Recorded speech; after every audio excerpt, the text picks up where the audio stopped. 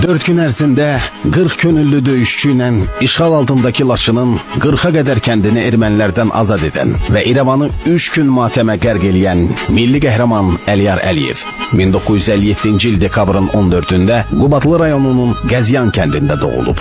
1979-cu ildə Azərbaycan Dövlət Bədən Tərbiyəsi İnstitutunu fərqlənmə diplomu ilə bitirərək bir müddət Qubadlı rayonunun Dondarlı kənd orta məktəbində idman müəllimi işləyib. Dəfələrlə Yunan-Roma güləşi üzrə Respublika, Ümumi İttifaq və beynəlxalq yarışlarda qalib gəlmişdi. Gənc pəhləvan eyni zamanda bir sıra mühüm yarışların hakimi və baş hakim olmuşdu. Onun 8 yetirməsi Respublika və SSR çempionu idi. Bir nəfər isə Olimpiya yığma komandasında təmsil olunurdu. Xocalı soyqırımından bir neçə gün sonra Gorusda erməniləri ağır itkilərə məruz qoyur. Bununla bağlı Ermənistanda 3 gün matəm elan olunub. İrəvanda keçirilən mitinqlərdə Əliyar Əliyevə və onun 3 döyüşçüsünə ölüm hökmü çıxarılmışdı. 1992-ci ilin aprel ayının 16-sında Qarabəbir ləqibli Suriya ermənisi Karlenin başçılığı ilə xaricdə xüsusi hazırlıq keçmiş 50 nəfərli diversiya qrupu Laləzar körpüsünü partladıb Qubadlının sərhəd kəndlərinin rayon mərkəzi ilə əlaqəsini kəsmək,